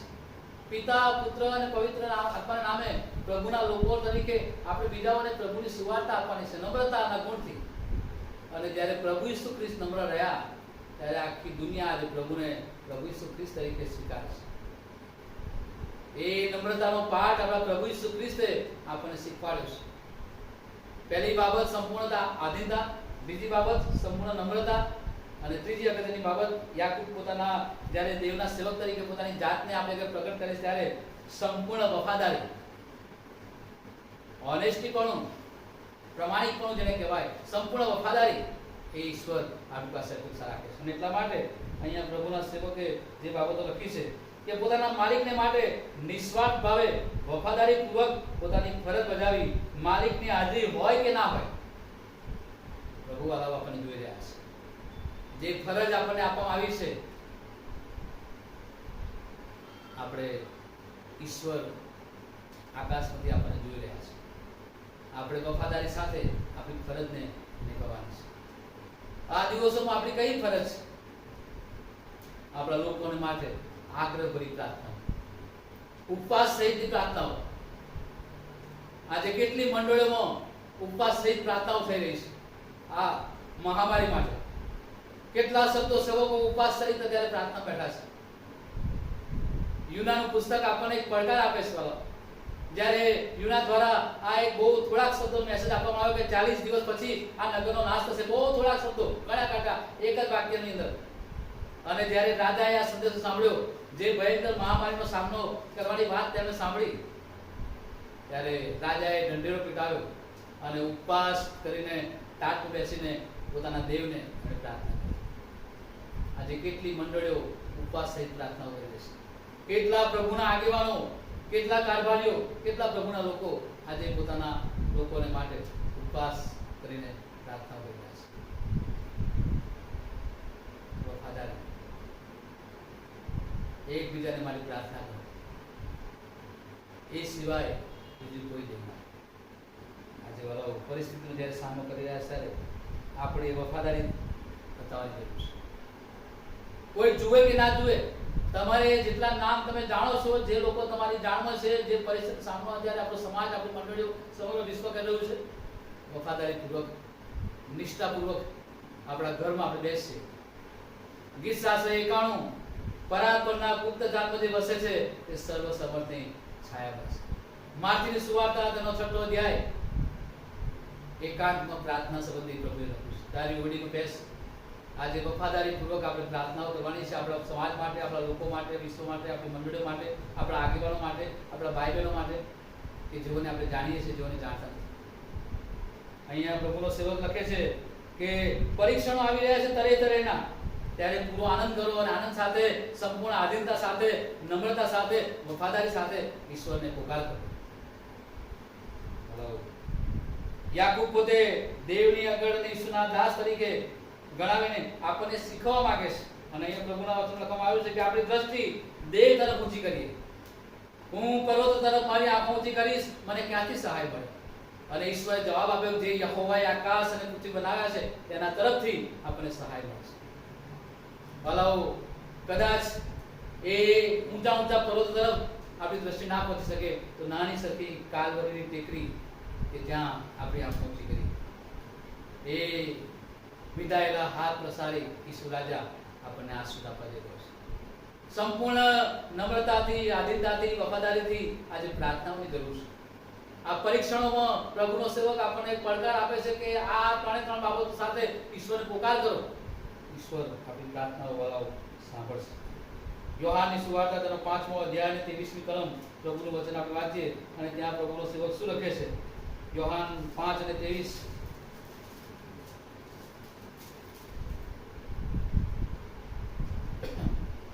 યોહાન 5 અને 23 કે જેમ બધા બાપને માન આપે છે તેમ દીકરાને પણ માન આપે.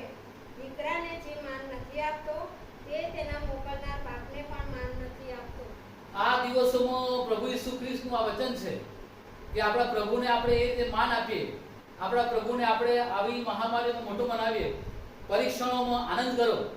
પ્રભુનો સેવક અહીંયા બીજી કલમમાં લખે છે યાકૂબના પત્રના પહેલા અધ્યાયની કે પરીક્ષણો છે, મહામારીઓ છે, પણ આનંદની સાથે પ્રભુની આગળ સંપૂર્ણ દીનતા સાથે, નમ્રતા સાથે, વફાદારી સાથે આનંદ સહિત દેવને પોકારો.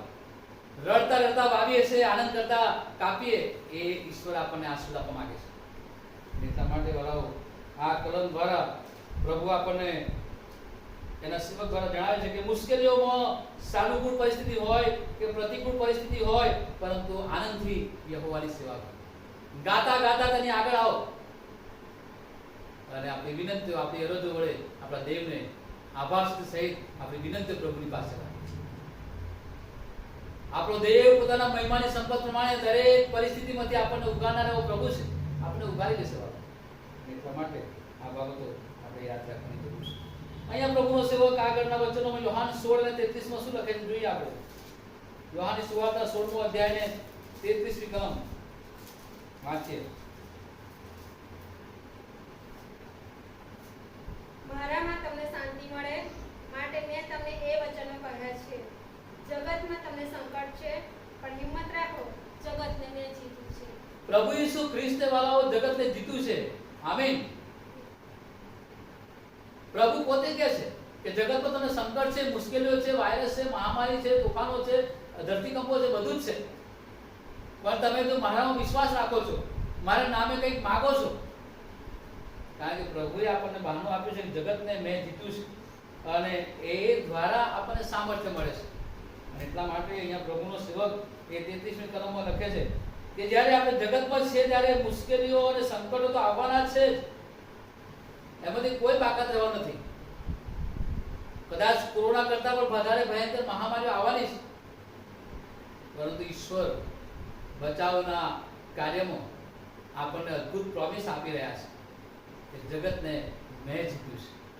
જો તમે ઈશ્વરના પક્ષમાં છો, જો તમે ઈશ્વરના પક્ષમાં છો, તો યાદ રાખો જગતને પ્રભુએ જીત્યું છે અને આપણને પ્રભુ કદી નાસીપાસ કરવા દેશે નહીં. શાદ્રાક, મેશાક અને અબેદનગોનો વિચાર કરો. એ ભયંકર બળબડતા અગ્નિમાં અમારો દેવ જીવાડે તોય હાલેલુયા અને મારી નાખે તોય હાલેલુયા. ઈશ્વરે, આપણા દેવે, આપણા પ્રભુ ઈસુ ખ્રિસ્તે જગતને જીત્યું છે. એટલા માટે એ ભયંકર અગ્નિમાં માથાનો એક નિમાળો પણ એમનો સળગતો નથી. એ આપણો ઈશ્વર છે. જગતને ઈશ્વરે જીત્યું છે. દાનિયેલની વાત, સિંહોના બીડમાં ઈશ્વરે જગતને જીત્યું છે. ઈશ્વરના લોકોને બચાવી છે. એટલા માટે આજે સવારે સાબાતવારના પવિત્ર દિવસે તમારા ઘરમાં આ રીતે અમે તમારી સાથે પ્રભુના વચન દ્વારા એક હિંમત આપવા માંગીએ છીએ. પ્રભુના સેવકો તરીકે અમારે પણ હિંમતની જરૂર છે, આપણા લોકોને પણ હિંમતની જરૂર છે. કેમ કે પ્રભુ કહે છે, એણે તો અભય વચન આપ્યું છે કે જગતને મેં જીત્યું છે. અને એટલા માટે આપણે આ પ્રભુના વચનોને આપણે યાદ રાખવાના છે. ઈસુના પક્ષમાં આપણે છે તો આપણે કદાચ આપણા આત્માને પ્રશ્ન પૂછે કે મારા પ્રભુ ઈસુ ખ્રિસ્ત માટે મેં શું શું કર્યું છે. એક વિશ્વાસી તરીકે, એક ઈશ્વરના અનુયાયી તરીકે મેં મારા એ પ્રભુને માટે શું કર્યું છે. અને પ્રભુ એના વચનની અંદર આપણને જવાબ આપે. હિબ્રુનો પત્ર તેનો 12મો અધ્યાય અને બીજી કલમ. પ્રભુ ઈસુ ખ્રિસ્તના વધસ્તંભના આપણા માટે એ સહેલા દુઃખોનો જ્યારે વિચાર આપણે કરીએ છીએ કે આપણા માટે પ્રભુએ શું શું કર્યું છે. એ કારની વેદના, એ ભયંકર માર, એ ભયંકર વધસ્તંભની શિક્ષા શું કર્યું છે ઈશ્વર આપણા માટે? હિબ્રુ નો પત્ર તેનો 12મો અધ્યાય અને બીજી કલમ વાંચી આપણે જુઓ ત્યાં શું લખ્યું છે. આપણે આપણા વિશ્વાસના અગ્રેસર તથા તેને સંપૂર્ણ કરનાર ઈસુની તરફ લક્ષ રાખીએ કે જેણે પોતાની આગળ મૂકેલા આનંદને લીધે શરમને તુચ્છ ગણીને મરણ સ્તંભનું દુઃખ સહન કર્યું અને જે દેવના રાજ્યની જમણી તરફ બેઠેલો છે. પ્રભુનું વચન યાદ રાખે. અને એટલા માટે યાકૂબનો પત્રની અંદર લખવામાં આવ્યું કે જ્યારે પણ કસોટી આવે ત્યારે પ્રભુનો આભાર માનીએ, આનંદને સ્વીકારીએ. એ કેવી રીતે શક્ય બને? એ મુશ્કેલી આપણે આનંદથી કઈ રીતે સ્વીકારી શકીએ? પણ તરેના પરીક્ષણો થાય ત્યારે આનંદ કરો, કેમ કે પ્રભુ એના લોકોને સંભાળનાર ઈશ્વર છે. એટલા માટે મારા પ્રિય સાથીઓ, ઘણી વખત આપણને માણસ તરીકે પ્રશ્ન થાય કે શું આવી મુશ્કેલીઓ મધ્યે આપણે આનંદ કરી શકીએ ખરા? કદાચ આપણે એવા કોઈ પરિવારમાં જઈએ કે ત્યાં આવી કોઈ મુશ્કેલીનો સામનો કરે, આપણે કહીએ કે આનંદ કરો, તો પરિવાર બધા દુઃખી થાય કે આવી ભયંકર સ્થિતિમાં સાહેબ કઈ રીતે આનંદ કરી શકીએ? પરંતુ અહીંયા યાકૂબના પત્રમાં પ્રભુનો સેવક જે લખે છે કે તરેના પરીક્ષણો થાય છે ત્યારે તમે પૂરો આનંદ માનો, કેમ કે પરીક્ષણમાંથી પાર ઉતરીને ધીરજ ઉત્પન્ન થાય છે. મેં ધીરજથી યહોવાની વાટ જોઈ અને જાણે કાન લઈને મારી અરજ સાંભળી છે. ધીરજ એ આપણા માટે એક મોટો આશીર્વાદ છે. ધીરજ આશા ઉત્પન્ન કરે છે. એટલા માટે પ્રભુનો સેવક આપણને આ બાબત જણાવે છે. અને એટલા માટે વાળાઓ, ખ્રિસ્તી વ્યક્તિ તરીકે આપણા માટે જ્યારે પરીક્ષણો આવે છે ત્યારે એ લાભકારક પણ બનતા હોય છે. અને એટલા માટે અહીંયા બાબત લખવામાં આવી છે કે વિશ્વાસની હંમેશા પરીક્ષા થાય છે. યાદ રાખો, ઘણા બધા પ્રભુના લોકોની મુખેથી આ સાક્ષી મેં સાંભળ્યું છે. સાહેબ, અમે ઈશ્વરનો બહુ ભરોસો રાખીએ છીએ, અમે નિયમિત ચર્ચમાં જઈએ છીએ, અમે નિયમિત દાન ધર્મ કરીએ છીએ, હું પ્રભુના સેવકોને માન આપીએ છીએ, અમે રોજ પ્રાર્થનાઓ કરીએ છીએ, અમારું કુટુંબ પ્રાર્થના કરીએ છીએ, અમે બધી રીતે ઈશ્વરને આધીન છીએ, છતાં પણ અમારા ઘરોમાં આવી મુશ્કેલી કેમ આવે છે? પ્રભુના એક સેવક તરીકે ઘણા બધા મારા ભાઈ બહેનના મુખેથી આ સમસ્યા, આ બાબતો મેં સાંભળી છે. પરંતુ યાદ રાખો, ઈશ્વર આપણા વિશ્વાસની કસોટી કરે છે. અને જેઓ ઈશ્વરમાં ભક્તિભાવથી જીવવા માંગે છે તેમની કસોટી થવાની છે ને થવાની છે. પરંતુ એ કસોટીમાંથી ઈશ્વર આપણને ઉગારનાર છે.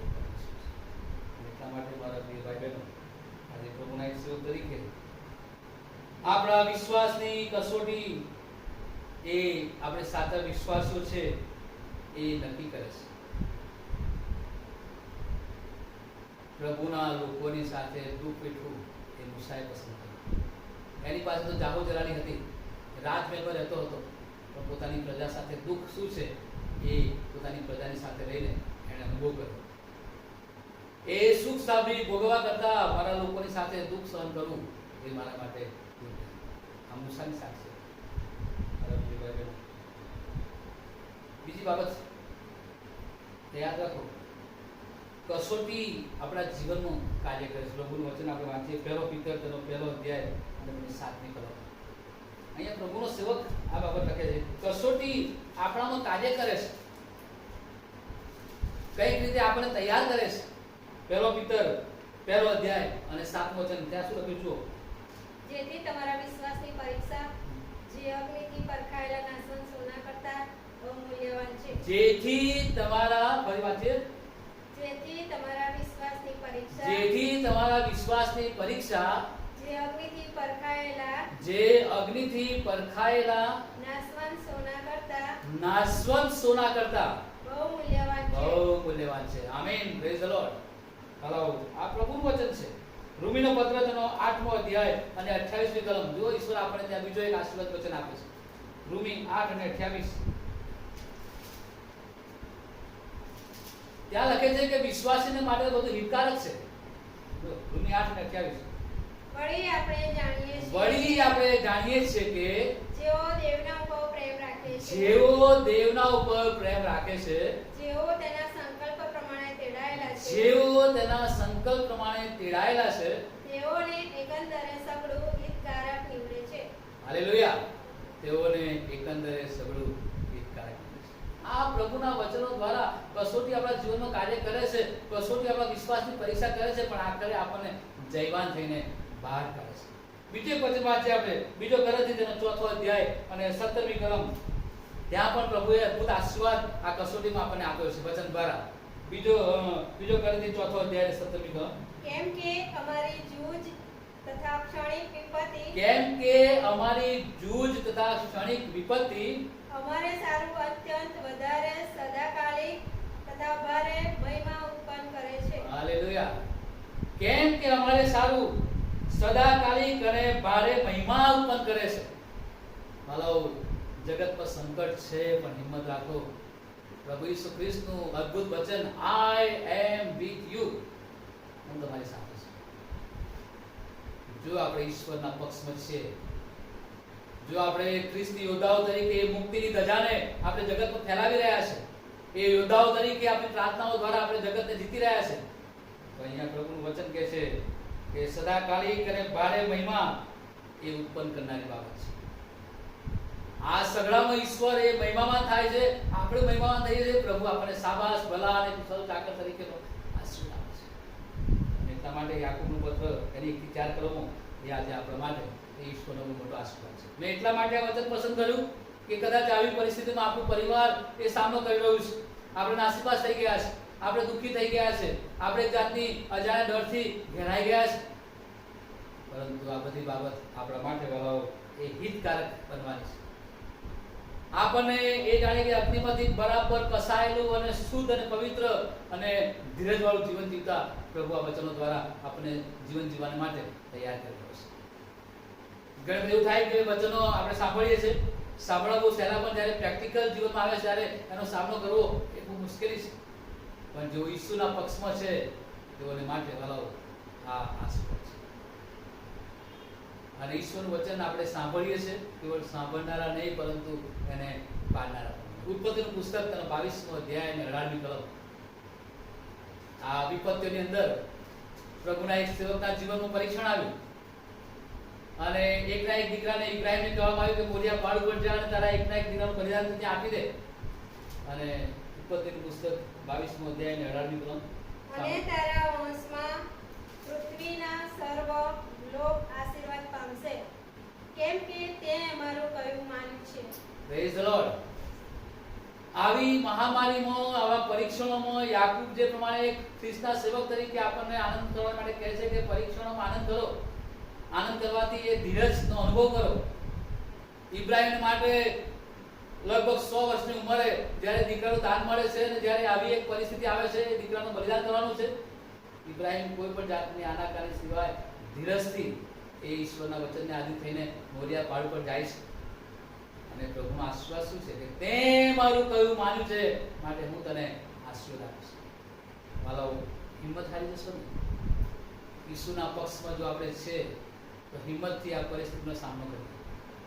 હિંમતથી આ પરિસ્થિતિ સામે એ યોદ્ધાઓ તરીકે આ જંગનો સુનો પોકાર, આપણે જ્યારે આ જંગનો પોકાર સુન્યો છે, ભયંકર મહામારીનો સામનો કરી રહ્યા છે, ત્યારે ઈસુ આપણી સાથે છે. ઈસુ થતી આગેવાન ને અમને આગળ દો.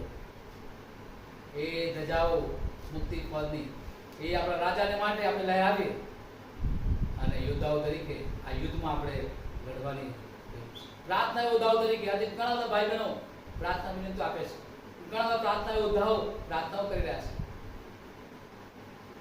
પ્રભુના સેવક તરીકે આ પરિસ્થિતિમાં આપણે પ્રાર્થના કરવાની છે અને એ પ્રભુના વચન માટે આપણે પ્રભુનો આભાર માનીએ. ત્રીજી અગત્યની બાબત, પહેલી બાબત કે કસોટી વિશ્વાસથી થાય છે. આપણો વિશ્વાસ પ્રભુ એ તપાસે છે. બીજી બાબત કે કસોટીમાં ઈશ્વર આપણા મધ્યે કાર્ય કરે છે. અને ત્રીજી અગત્યની બાબત કે કસોટીનો યોગ્ય ઉપયોગ વ્યક્તિને પરિપક્વ બનાવે છે. અને એટલા માટે વાળાઓ રોમીનું પત્ર 5મો અધ્યાય અને 3 અને 4 વચન આપણે વાંચીએ, આપણને પરિપક્વ બનાવે છે એ કસોટી. શું કહે છે ડોક્ટર? રોમી 5:3 અને 4. અને માત્ર એટલું જ નહીં, પરંતુ આપણે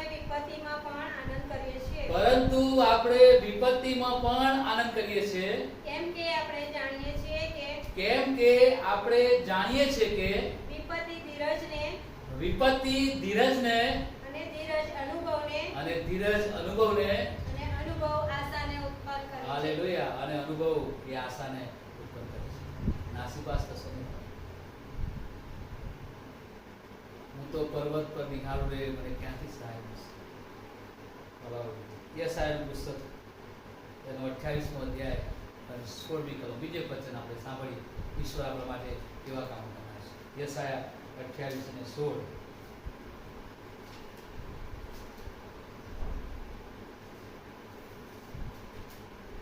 યશાયાનું પુસ્તક તેનો 28મો અધ્યાય અને 16મી કલમ. તે માટે પ્રભુ યહોવા કહે છે તે માટે પ્રભુ યહોવા કહે છે કે જુઓ સિયોનમાં હું પાયાનો પથ્થર મૂકું છું. જુઓ સિયોનમાં હું પાયાનો પથ્થર મૂકું છું.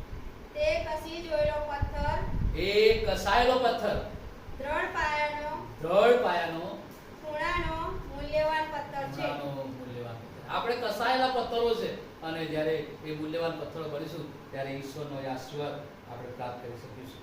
અને એટલા માટે મારા પ્રિય સાથીઓ, બીજા બધા આશીર્વાદોમાં ધીરજ એ મોટી ચાવી છે.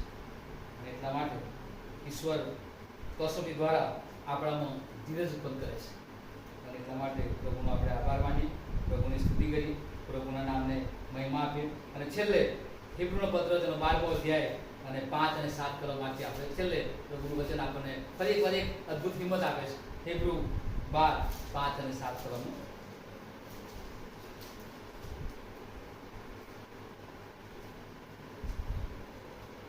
વળી પુત્રોની પેઠે વળી પુત્રોની પેઠે સમજાવીને જે બોધ તમને કરવામાં આવે છે જે બોધ તમને કરવામાં આવે છે તે તમે ભૂલી ગયા. તે તમે ભૂલી ગયા.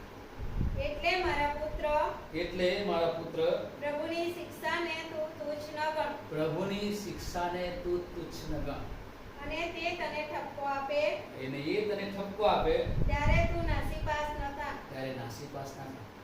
કેમ કે જેના પર પ્રભુ પ્રેમ રાખે છે તેને તે શિક્ષા કરે છે. હાલેલુયા. શા માટે અમે બધું જ કરીએ છીએ, દાન કરીએ છીએ, પ્રાર્થના કરીએ છીએ, ચર્ચમાં જઈએ છીએ, સેવકોને માન આપીએ છીએ? કેમ આવું? કેમ અમારા જ ઘરમાં આવી મુશ્કેલી?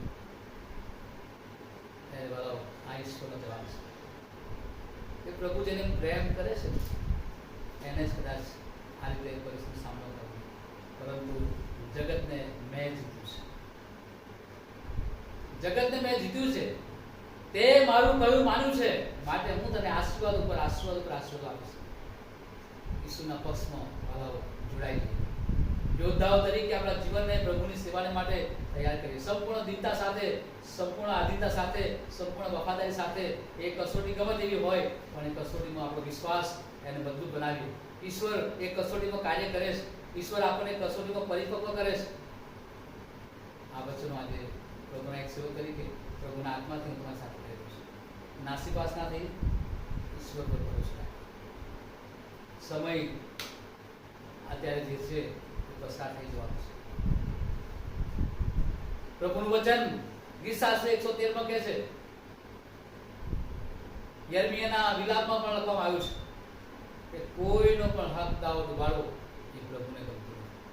આપણા પક્ષનું જે છે એ ઈશ્વર પોતાના મહિમાની સંપત્તિ માણે આપણને આપવાનું છે. આપણે ધીરજ રાખીએ, નાસીપાસ ના થઈ. રાત છે એ સવાર પડવાનું છે.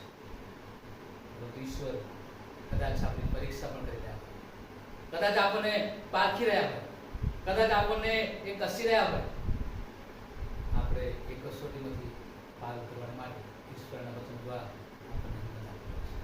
અને એટલા માટે મારા પ્રિય ભાઈ બહેનો, આજે પ્રભુના એક સેવક તરીકે, તમારા ભાઈ તરીકે અમે તમારા માટે પ્રાર્થના કરીએ છીએ.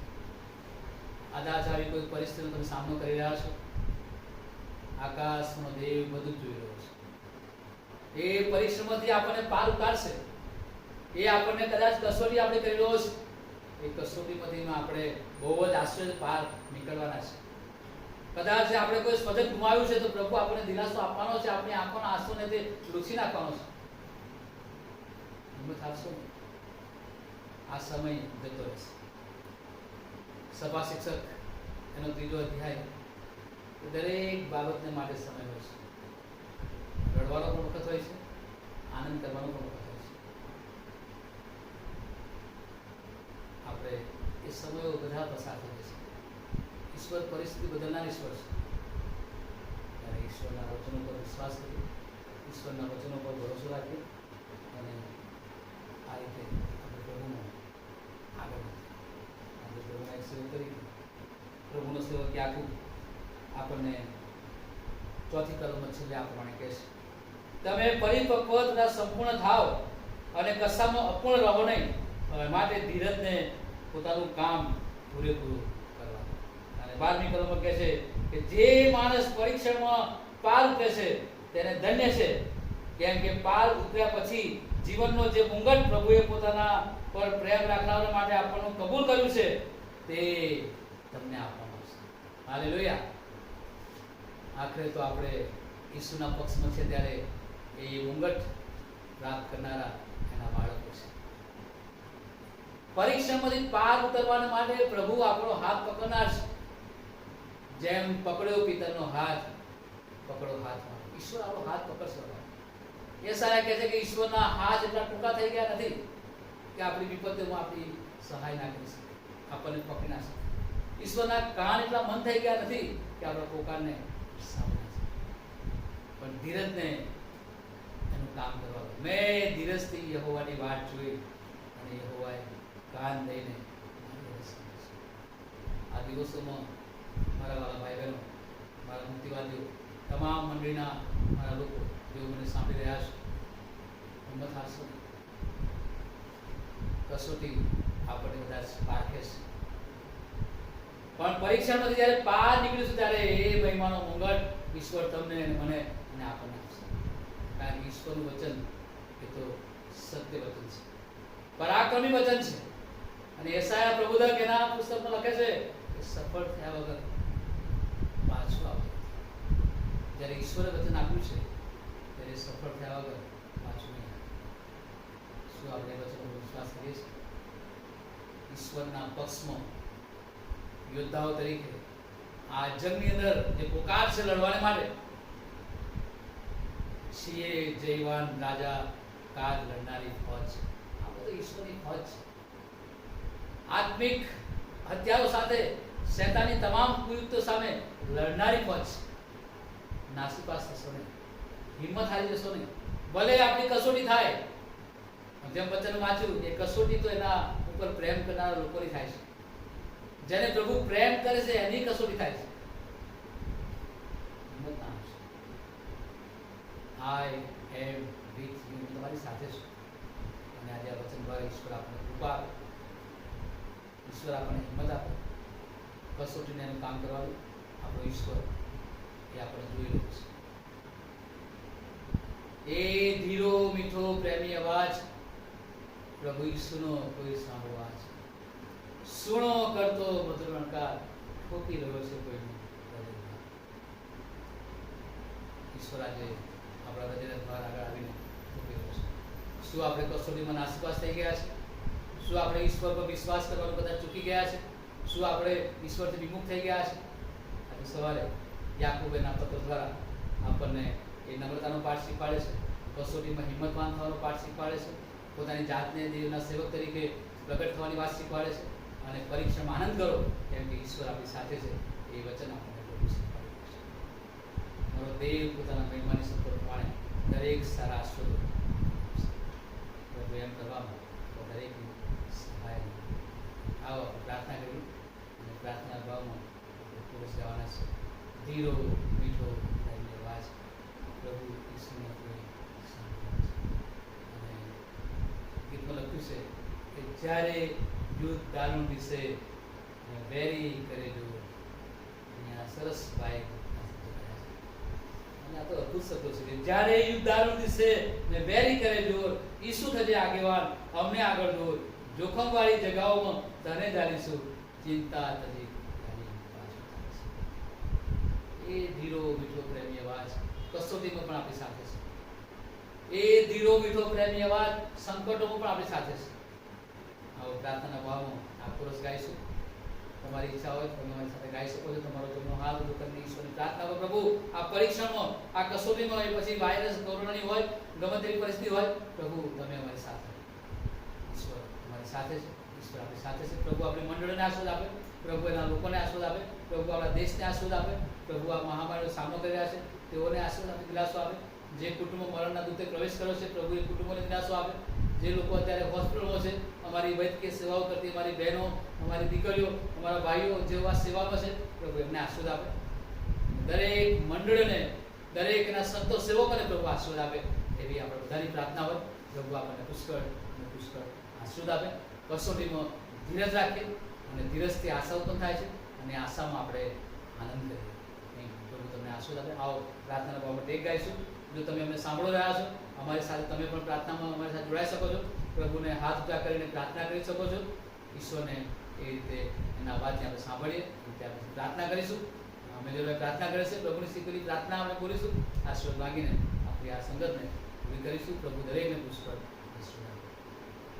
ધીરો મીઠો પ્રેમી અવાજ પ્રભુ ઈસુનો કોઈ સાંભળો આ. સુમણો કરે તો મધુર રણકાર, ઠોકી રહ્યો છે કોઈનું હૃદય દ્વાર. પ્રાર્થના કરીએ. સર્વ શક્તિમાન, અમારા જીવતા જાગતા દયાળુ અને પ્રેમાળ પ્રભુજી, આજે સવારે તમારો આભાર માનતા, સ્તુતિ કરતા, તમારા નામને ધન્યવાદ આપતા, પ્રભુ આ પૃથ્વીની પીઠ ઉપર સુંદર મનુષ્ય જીવન આપીને પૃથ્વીની પીઠ ઉપર પ્રભુ તમે અમારી ગણતરી કરવી છે. એક મનુષ્ય જીવન તમે અમને આપ્યું છે. એ ઉત્તમ જીવનની ભેટને માટે પ્રભુ અમે તમારો આભાર માનીએ છીએ. આભાર માનતા, સ્તુતિ કરતા આજના વચન દ્વારા પ્રભુ તમે અમારી સાથે વાત કરી છે. એ પ્રમાણે વ્યવહારમાં જીવન જીવવા માટે, એ પ્રમાણે તમને અનુસરવાને માટે પ્રભુ તમે અમારો ઉપયોગ કરો એવી ખાસ પ્રભુ જ મેં પ્રાર્થના કરીએ છીએ. મનુષ્ય જાત એ તો બળ છે, નિર્બળ છે, કમજોર છે, પરંતુ પ્રભુ તમે અમને સંભાળી રાખો છો.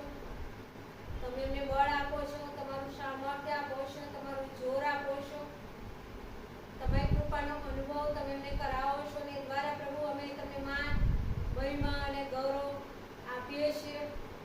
તમારો આભાર માનીએ છીએ. પ્રભુ તમે અમારી સાથે અને પાસે રહ્યા છો એવો અહેસાસ અને એવો અનુભવ પણ પ્રભુ તમે અમારા જીવનથી કરાવો છો. ત્યારે પ્રભુ અમે તમારો આભાર માનીએ છીએ. આ જગતમાં સંકટ છે, મુશ્કેલી છે, સમસ્યાઓ છે, ઘણા બધા પ્રશ્નો છે, પરંતુ પ્રભુ હંમેશા અમારી દ્રષ્ટિએ તમારી તરફ અમે રાખીએ છીએ. ત્યારે પ્રભુ અમે તમારી કૃપાનો અનુભવ કરીએ છીએ. એ હિંમત આપે છે, બળ આપે છે કે જે યહોવાએ આકાશ તથા પૃથ્વી બંધ કર્યા છે તેના તરફથી સહાય મળે છે. અને દ્રષ્ટિ પ્રભુ અમે તમારા તરફ રાખીને અમારું જીવન જીવીએ છીએ ત્યારે પ્રભુ વિશેષ અમારો વિશ્વાસ વધે છે. ત્યારે પ્રભુ અમે તમારો આભાર માનીએ છીએ એવા જીવનને માટે, એવા તમારા ઉત્તમ વચનો માટે, એવા તમારા ગીતો સ્તોત્રોને માટે, પ્રભુ જે ધન્યવાદને માટે તમે અમને ઉત્પન્ન કર્યા છે. ત્યારે પ્રભુ એ બધા દ્વારા પ્રભુ અમે તમને માન, મહિમા અને ગૌરવ આપીએ છીએ. આ પ્રભુ સંકટ છે, કોરોના મહામારીથી જે ભય અને ડરમાં લોકો જીવન જીવી રહ્યા છે, આ પ્રભુ એ બીમારી છે પણ બીમાર નથી. ત્યારે વ્યક્તિ એ ભયમાં અને ડરમાંથી મુક્ત થાય એવી કૃપા અમે તમારી પાસે માંગીએ છીએ. વિશેષ કરીને જે ઘરોમાં મરણના દૂતે પ્રવેશ કર્યો છે એવા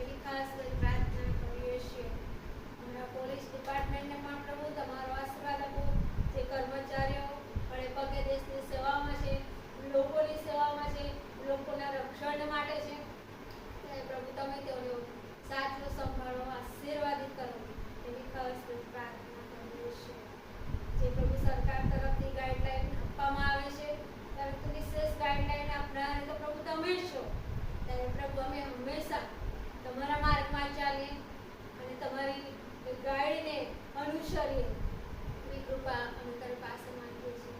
જે વચનોમાં વિશ્વાસ છે તે વિશ્વાસથી અમે અમારા જીવનમાં આગળ વધીએ એ માટે પ્રભુ તમે અમને તૈયાર કરો એવી ખાસ કૃપા માંગીએ છીએ. આ સમયે જ્યારે પ્રાર્થનામાં આવ્યા છીએ ત્યારે અમારા હૃદયની પ્રાર્થના છે દુઃખીને દિલાસો આપો, સુખીના સુખમાં વધારો કરો, સંકટમાં તમે સહાયને મદદ કરો, નિરાધારના આધારના બેલી પ્રભુ તમે બનો એવી ખાસ પ્રાર્થના કરીએ છીએ. ગરમીના વાતાવરણમાં વડીલો, વૃદ્ધો અને બાળકોને તમે સાચવો, તંદુરસ્તી આપો એવી ખાસ પ્રાર્થના કરીએ છીએ. નાના જીવજંતુથી માંડીને સમગ્ર જીવોને પ્રભુ તમારો આશીર્વાદ આપો એવી ખાસ પ્રાર્થના કરીએ છીએ. તમારી હિંમત, બળ અને તમે કૃપા માંગતા અમારી પ્રાર્થના મારા ઉદ્ધાર કરતા મારા તારના પ્રભુ ઈસુ ખ્રિસ્તના નામમાં કરીએ છીએ. માટે બાપ અમારું સાંભળો અને માન્ય કરો. આકાશમાં અમારા બાપ, તમારું નામ પરિપૂર્ણ, તમારું રાજ્ય આવ, જેમ આકાશમાં તેમ પૃથ્વી પર અમારી ઈચ્છા પૂરી થાય. દિવસની અમારી રોટલી આજ અમને આપો, જેમ અમે અમારું માફ કર્યા છે એમ તમે અમારા ઋણો માફ કરો. અમને પરીક્ષણ ઊંડાઈથી ન છૂટો, રાજ્ય, પરાક્રમ, મહિમા સર્વકાળ સુધી તમારા છે. અને હવે આપણા તારનાર પ્રભુ ઈસુ ખ્રિસ્તની કૃપા, દેવ બાપનો પ્રેમ, પ્રભુ પવિત્ર આત્માની સંગત આપણ સર્વની સાથે, તેના સંતો સેવકો, તેની મંડળીઓ સાથે, તેઓ તેના નામથી ઓળખાય છે પ્રત્યેક તમારા લોકની સાથે પ્રભુ હમણાંથી સદા અને સર્વકાળ સુધી હોય છે. થેન્ક યુ પ્રભુ, તમે બધાને આશીર્વાદ આપે.